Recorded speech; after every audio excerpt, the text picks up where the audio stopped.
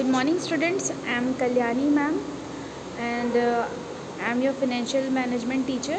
Okay, so I am going to share the unit 4 with you, okay, through this video lecture. So without wasting any time we will start. Okay, so unit 4 is the analysis of financial statement, financial ratios that are liquidity ratios and leverage ratios. Okay, so ratio analysis in financial management, ratio analysis का financial management में क्या role होता है, ठीक है। तो ratio analysis जो होता है वो क्वांटिटेटिव इंटरप्रिटेशन होता है कंपनी की फिनेंशियल परफॉर्मेंस का। ओके, ये हमें प्रोवाइड करता है valuable information about the company या ऑर्गेनाइजेशन की प्रॉफिटेबिलिटी, उसकी सॉल्वेंसी का मतलब है कि वो यानी प्रॉफिट मेकिंग है या तो फिर लॉस मेकिंग कंपनी है, या सॉल्वेंट यानी आप बोलते हैं ना कि इंसॉल्वेंट कोई किसी को घोषित हो जाता है कई बार, तो उसी से रिलेटेड होता है, ठीक है। ऑपरेशनल एफिशिएंसी, वो कैसे काम कर रही है, उस एफिशिएंट यानी कैसे उसके ऑपरेशंस कैसे डील कर रही है। ओके, लिक्विडिटी पोजीशन की उसके पास कितना कैश फ्लो है। ओके, ये सारी चीज़ें किस पे रिप्रेजेंट होती है, फिनेंशियल स्टेटमेंट में रिप्रेजेंट होती है। नाउ इसके अंदर कौन कौन से रेशियोज होते हैं, liquidity ratio, okay, liquidity ratio जिसके अंदर होता है, जिसका फॉर्मूला होता है current ratio upon current liabilities, ठीक है। ये दो तरह से निकाला जाता है, क्विक रेशियो और करेंट रेशियो। तो करेंट रेशियो का फॉर्मूला होता है current assets upon current liabilities.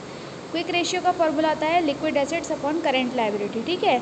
अब ये जो करेंट एसेट्स हम ये देख के ऐसा लग रहा है कि बहुत ही सिंपल सा फॉर्मूला है, बट नो, इसमें क्या होता है, जैसे कि करेंट एसेट्स के अंदर जो चीज़ें आती हैं या करेंट लाइबिलिटीज़ के अंदर जो चीज़ें आती हैं वो सारी चीज़ें आपके जो क्वेश्चन रहेगा उसमें मेंशन होगी, ठीक है। तो ये सारी चीज़ें आपको लर्न करना पड़ेगा कि करेंट एसेट्स में क्या आता है, करेंट लाइबिलिटीज़ में क्या आता है, लिक्विड एसेट्स में क्या आता है, या करेंट लाइबिलिटीज़ में क्या होता है, ठीक है।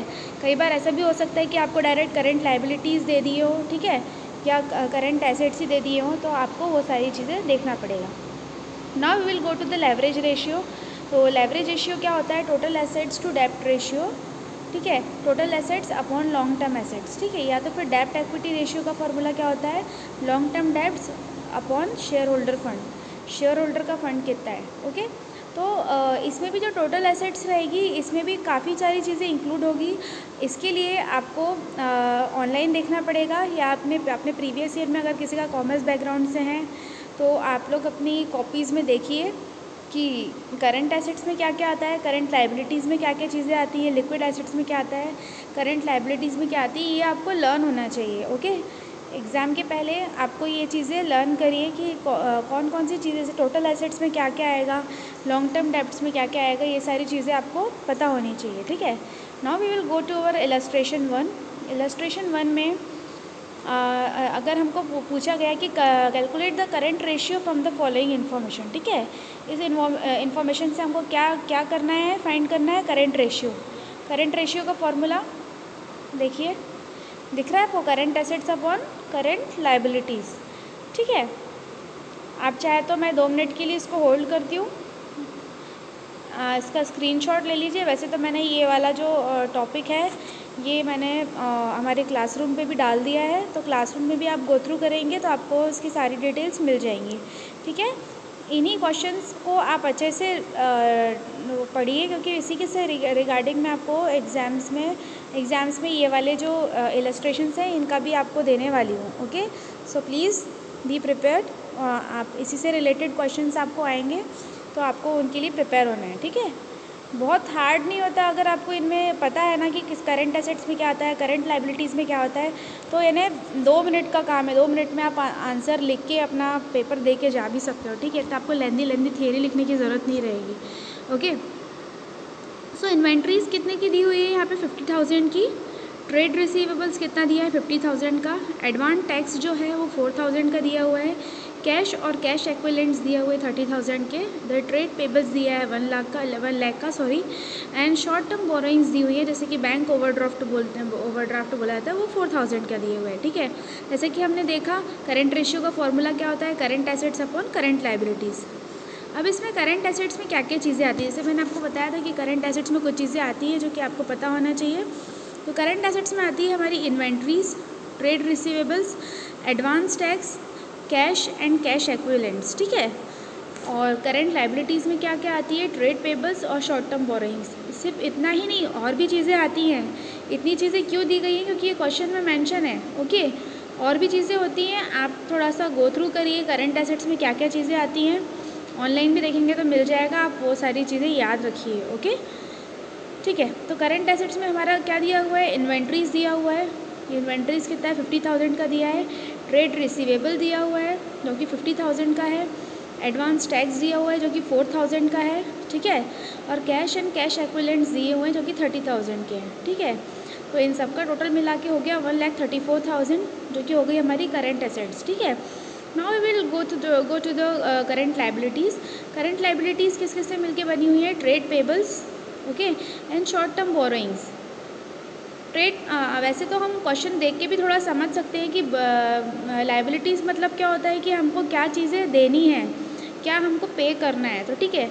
ट्रेड पेबल्स का सो देख के ही समझ में आ रहा है कि नहीं भाई हमको इन्हें पे करना है फ्यूचर में, ठीक है। शॉर्ट टर्म बोरोइंग्स, बोरोइंग से भी समझ में आ रहा है कि भाई आपने बोरो किया है, आपने उधार लिया है, ओके। तो ये सारी चीज़ें जो होती हैं ये लाइबिलिटीज़ में आ जाती है कि आपको ये पैसा क्या करना है, देना है, ठीक है। तो current ratio is equals to current assets upon current liabilities. 1,34,000 upon 1,04,000 करेंगे तो इसका जो रेशियो होगा वो ये होगा 1.29:1, ओके। क्वेश्चन नंबर 1 यहाँ पे फिनिश होता है। अब हम जाएंगे इलस्ट्रेशन 2 पे। इधर हम लिक्विड रेशियो कैलकुलेट करेंगे कि लिक्विड रेशियो हमको निकालना है, ठीक है। लिक्विड रेशियो का फॉर्मूला देखिए हमने दिया हुआ था शायद, लिक्विडिटी रेशियो, ठीक है। चलो लिक्विड रेशियो फाउंड करना है। इसमें करंट लाइबिलिटीज़ को देखो, अब इसमें क्या है कि आपको करंट लाइबिलिटीज़ निकालना नहीं पड़ेगा, इसमें डायरेक्ट दे दिया है current liabilities, okay.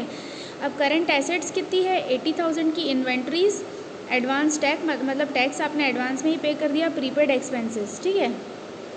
Now current assets में क्या, लिक्विड एसेट्स में क्या जाएगा, current assets minus current liabilities, ठीक है।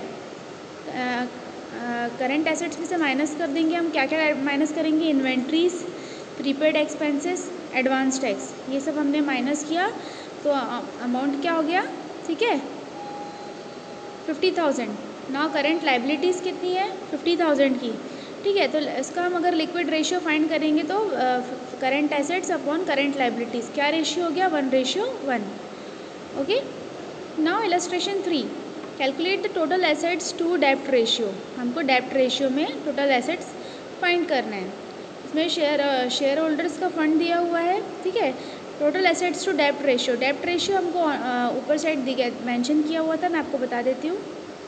ये देखिए डेप्ट रेशियो लेवरेज रेशियो के अंदर आता है। अगर आपको डेप्ट रेशियो आया